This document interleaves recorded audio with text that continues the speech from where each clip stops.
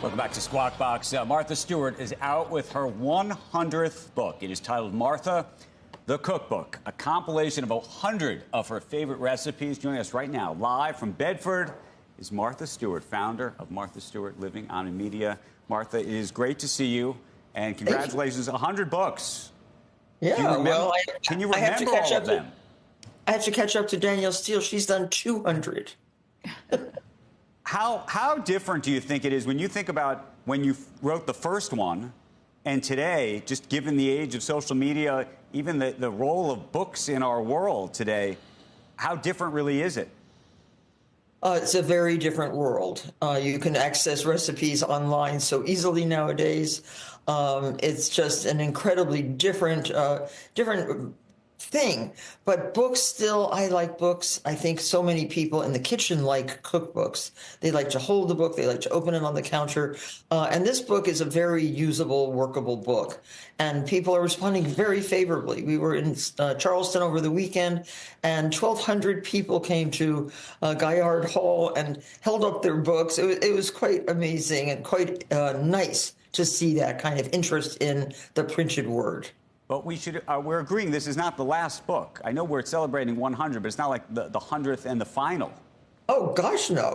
The 101st is already done. It's almost at the printer, and that is a gardening handbook, which is beautiful. And then I'm already working on my autobiography, and I'm working on a book about my houses and a book about gardening, vegetable gardening, organically, and many, many, many more, I hope.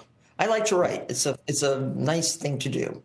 Well, talking about your autobiography, let's talk about the film version of that, because a lot of us have been watching you on Netflix, and I'm so curious what you actually think about this documentary. I've read some of the things you've said, but now that I have an opportunity to actually talk to you about it and have watched it myself, what's your true takeaway here? What did you think? I liked it. I know that you don't like certain parts of it. And I get that. I totally get that. But I thought in the end that I felt like I walked away loving you even more, to be honest with you. So I didn't think even the parts that you probably I could feel the speed bumps for you. I knew where you were probably like, I don't love that. But, it's turned out to be much better than I thought. It was a slightly painful process to open up as I did to R.J. Cutler. And it was, and it's the time of life to do that, though. I mean, it's about time I spoke out a little bit about my personal life. But the response, especially of young people, young women, love it. They love it. I think it's giving them some strength. It's giving them some energy. It's giving them a way to think about their future.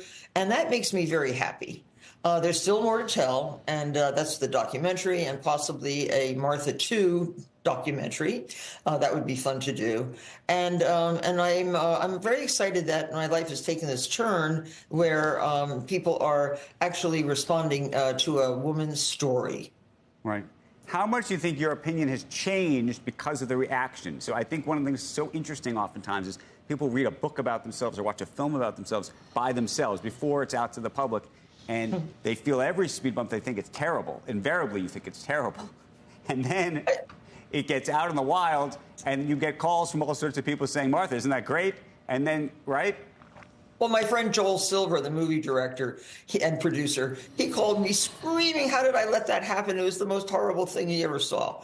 And I love that about him. He is so outspoken. And then somebody else, Ryan Murphy, called. He said he loved it. So everybody has an opinion, and I love that they have opinions about it. And I listen very carefully, because next time, Martha 2, if there ever is one, will be even better and probably more interesting and more helpful to the viewer than this one.